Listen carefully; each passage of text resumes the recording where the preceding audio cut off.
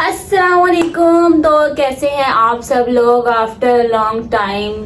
आप सबके बहुत से सवालों के जवाब और जो है इम्प्रूवमेंट से रिलेटेड और मार्क्स से रिलेटेड और अनफेयर चेकिंग से related and all that stuff. अच्छा, तो सबसे पहले मैं अपने पर सब्जेक्ट में मार्क्स बता देती हूँ।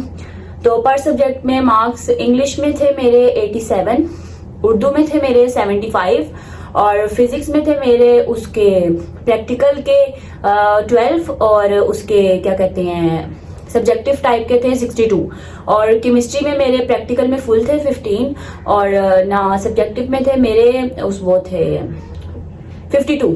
ठीक है। देन उसके बाद इस्लामियात में मेरे 39 थे। ठीक है। और उसके बाद मैथ्स तेरा तो गेम बजाना पड़ा।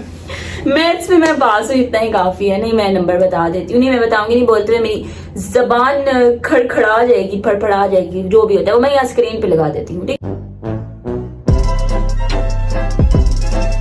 और second thing is that improvement. इतने ज्यादा मैसेजेस इम्प्रूवमेंट के बारे में कोई वीडियो, आप इम्प्रूवमेंट दे रही है नहीं दे रही, आप किस सब्जेक्ट में दे रही है, कि आपके कॉलेज वाले अलाउ कर रहे हैं नहीं कर रहे हैं।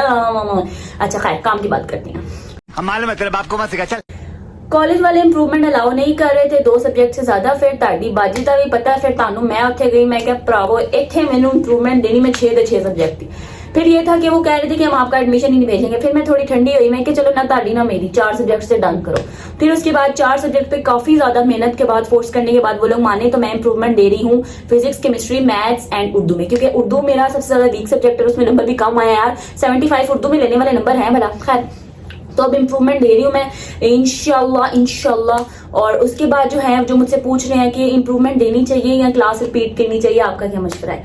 तो एक अक्लमंद इंसान कभी भी क्लास रिपीट नहीं करेगा। फॉर एग्जाम्पल, आपकी 1 में सप्ली आ गई है, 2 में सप्ली आ गई है, यार एक पॉजिटिव वे से भी तो देखो ना। जो 4 सब्जेक्ट्स आपने फर्स्ट ईयर के पास भी तो किए हैं ना, अब आप वो 2 फेल होने की वजह से पूरा साल अपना जाया करोगे।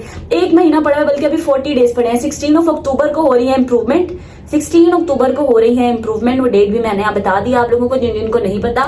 तो 16 अक्टूबर को इम्प्रूवमेंट हो रही है। आज क्या है, आज आई थिंक सो ये मेरी वीडियो पता नहीं कब आएगी यूट्यूब पर, क्योंकि मैं बहुत डीलिंग हूँ एडिटिंग के मामले में। तो 6, 7 ऑफ सितंबर, 8, 9 सितंबर लगा लेते हैं। अभी ऑलमोस्ट 1 मंथ एंड 10 डेज, यानी कि 40 to 45 डेज पड़े। कम से कम 3 घंटे भी एक सब्जेक्ट को देना तो इजीली निकल जाएगा। पासिंग मार्क्स 33% है, इजीली निकल जाएंगे। और अगर कोई केमिस्ट्री में सप्ली है, फिजिक्स में सप्ली है, तो उसके साथ साथ आपके प्रैक्टिकल के मार्क्स भी तो एडेड है ना।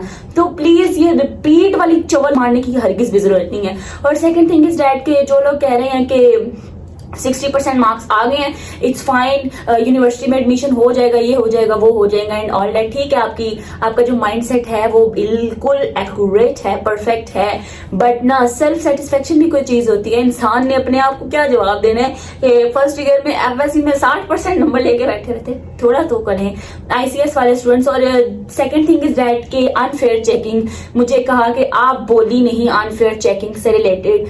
अच्छा, एक बात करते हैं। मैं देखें, मेरे से ज्यादा तो फेडरल बोर्ड को रोस्ट कोई कर ही नहीं ना सकता। आप लोग जानते हैं कि मैं ऑन एयर आके बोलती हूँ, लोग मीम्स डालते हैं, मैं खुद ऑन एयर आके फेडरल बोर्ड को रोस्ट करती हूँ। तो फेडरल बोर्ड से रिलेटेड अगर मेन पॉइंट की बात करें ना, फेडरल बोर्ड है, पंजाब है, सिंध है या व्हाटएवर इट इज, अगर कोई बंदा कह रहे ना तो कि अनफेयर चेकिंग हुई है, तो मैं इस चीज को बिलीव ही नहीं करती। ठीक है। अगर आप लोग कह रहे हैं कि हमारे पेपर्स मिक्स हुए हैं, तो यार थोड़े अक्ल लगाओ। क्या आप लोगों के पेपर्स कोई टॉपर के साथ नहीं एक्सचेंज हो सकते थे? हो सकते थे ना। मतलब कि अगर आप लोगों की सप्ली आई और आप लोग कह रहे हैं बहुत अच्छा लिख के आए थे, तो ऐसी भी तो लक हो सकती थी ना। तो यही कहते हैं कि मेहनत पूरी करो और अल्लाह पे डिपेंड कर दो। दुआएं शुआएं की थी कि नहीं, मैंने तो खैर नफल ही बड़े माने थे। अब आपने जितनी मेहनत की उसका आपको सिला मिल गया। अल्लाह ताला ज्यादती किसी के साथ होने दे ही नहीं सकता। आपके पेपर एक्सचेंज होने थे, किसी लाइक फाइक के साथ भी हो सकते थे। एग्जामिनर का आपका पेपर चेक करने टाइम, आप ही का पेपर चेक करने के टाइम मूड क्यों ऑफ था भाई? आप लोग ये कहते हैं ना उनके मूड पे डिपेंड करते हैं, तो आप लोगों का वो करने के लिए मैं ये नहीं कह रही कि ना स्टूडेंट्स के साथ बहुत इंसाफ हुआ है, गलत हुआ है। सबसे पहले मैथ्स की बात करते हैं। मैथ्स जो है ना, मैथ्स का सब्जेक्ट, मैं एक ऐसी बच्ची हूँ, 9, 10 में मैंने बोर्ड के एग्जाम दिए। 9 o'clock तक पेपर स्टार्ट होता था, 10:20 पर मेरा पेपर एंड होता था। बिल्कुल मैं एंडिंग लाइन लगा रही होती थी। मेरी राइटिंग स्पीड इतनी ज्यादा तेज है, ठीक है। और ये मेरी राइटिंग स्पीड, मुझे याद है 10th के एग्जाम में, 9th के एग्जाम में हद 10:30 बजे एग्जाम हॉल से पेपर देकर बाहर होती थी। मेरी राइटिंग स्पीड बहुत ज्यादा तेज है, ठीक है। और फर्स्ट ईयर में आकर अगर मेरे जैसी लड़की ये चीज कह रही है ना कि ये मैथ्स पे ज्यादा हुई है, तो वाकई हुई है। स्ट्राइक करनी चाहिए मैथ्स के ऊपर, क्योंकि मैथ्स में अब जब हमने वो ऑब्जेक्टिव टाइप देखा तो ऑब्जेक्टिव देखकर पहले तो एकदम यहाँ से रंग उड़ गए भाई, सारे के सारे कैलकुलेटर वाले थे, ठीक है, सॉल्व करने वाले। वहां से मेरे अभी 5 MCQs अभी सॉल्व हुए हैं, तो मैम कहती है 5 minutes left, and I was like यार 5 मिनट रह गए हैं पीछे और ये पूरा पेपर सॉल्व करना है। फिर जैसे ही मैम ने पहली बच्ची से पेपर कलेक्ट करना शुरू किया, मुझे देखने में जो आंसर ठीक लग रहा था मैंने वो जल्दी जल्दी कर दिए। वो मैंने इसीलिए किया, जाहिर है यार टाइम ही नहीं था, ठीक। उसके बाद अगर मुझ जैसी लड़की घंटे में पूरा पेपर सॉल्व कर लेती है, और 12 बजे भी मेरे 3 शॉर्ट क्वेश्चन रहते थे, और मतलब स्पीड वाले बच्चे अगर इस तरह कर रहे हैं तो फिर जिनकी राइटिंग स्लो है तो ज्यादती तो हुई है ना। मैथ्स के पेपर में चलो ठीक है, बच्चों का बहुत सा पेपर रह गया, मैं खुद गवाही देती हूँ, मेरा पेपर मिसिंग रह गया था। अगर पेपर छोड़े हैं और अगर जबरदस्ती आगे लिखवाया भी गया तो मैथ्स में लीनियंट चेकिंग इनको करनी चाहिए थी। जहां पे मिस्टेक है वहां पे है, लेकिन अगर बच्चे कह रहे हैं ना फुल के भाई ज्यादती हो गई, ये होगी वो होगी, तो इस तरह तो पंजाब के बच्चे इतने फेल होते हैं। ऑलमोस्ट 38,000 प्लस बच्चा सप्ली में गया है एग्जैक्टली। तो जो अब हमारे सामने लड़कियां जिन्होंने 500 नंबर भी लिए हैं, 450 से ऊपर भी लड़कियां गई हैं, लड़के गए हैं, तो क्या उनका पेपर नहीं एक्सचेंज हुआ किसी नालायक के साथ? हम देखते आ रहे हैं वो स्टार्टिंग से पढ़ने वाले थे, लेकिन हमारे साथ ही ज्यादती क्यों हुई?